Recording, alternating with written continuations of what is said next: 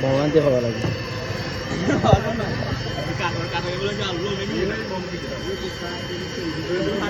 বেটা কাট করছে বেটার তো রাইতাম